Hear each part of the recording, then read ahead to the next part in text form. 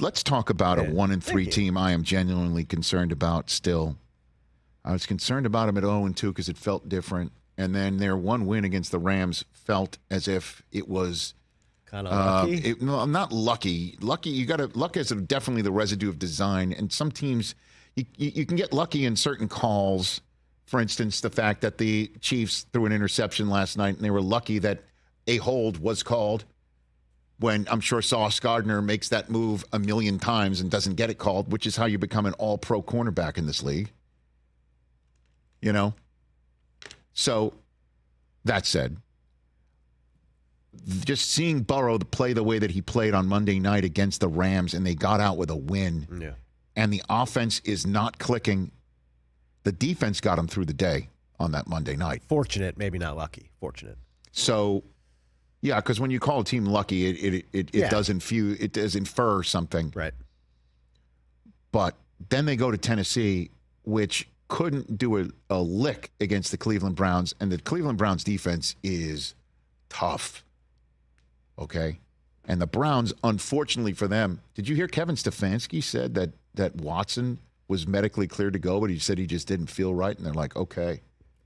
And so I missed that. Well, wow. It's what he said today, and I'm sure that will clank around in Cleveland, Ohio, because they had a banged-up Ravens team in their house coming off of that win, and Watson played as well as he's played as a Brown yet, and it was Dorian Thompson-Robinson, and DTR found out, Roquan Smith's a grown-ass man he didn't see in the Pac-12. Okay, so that's the way that one went yesterday. And we're assuming, Watson will come back and look like the Watson against the Titans. And the Titans turned around and looked like the Browns against the Bengals.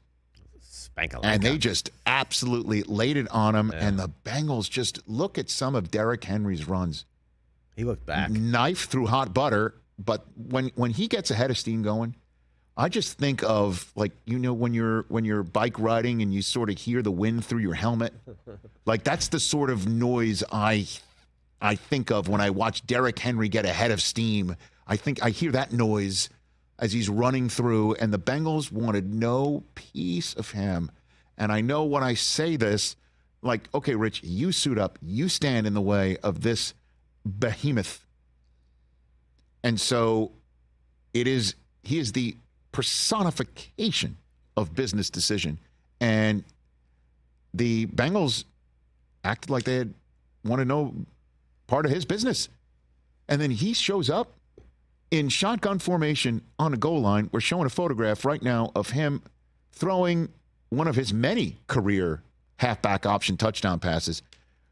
The Bengals called a timeout. I thought, okay, Titans are going to come out in a different formation because the Bengals know it's coming. No, they sent him back there again, and he threw a wide-open touchdown pass as if the Bengals were not ready for it. to the line. And my fellow Staten Islander, Lou Anarumo, I know the DC his defense is usually way better than this. And Burrow, he can't move. And the throws don't look as sharp or as crisp because, everybody knows. You talk about arm strength. Arm strength comes from your lower body and your hips and your ability to move and your ability to get your feet planted where you're most comfortable. Bengals are going to Arizona coming into this season. You're circling that saying that's a dub. Not now. Not now. And they are 1-3, and they are 1-3 in conference. And they are 0-2 in division, and they are in the soup right now. I thought, okay, they beat the Rams. Burrow, even though it's a short week, he's going to come back. He'll be better. He'll be X% better, and they're going to start turning it around. They'll get to 500, and we'll talk about the Bengals as a division threat, and we may by the halfway point. But at Arizona, home for Seattle, thank goodness they get a bye. But then they're at San Francisco and home for Buffalo afterwards. And even this one, home for Houston. C.J. Stroud coming back to Ohio, looking like the offensive rookie of the year as he does through 4 weeks. Man, this is trouble. I am genuinely concerned for you Houday fans out there. Catch the Rich Eisen Show every single day on the Roku channel, 12 to 3 Eastern, for free.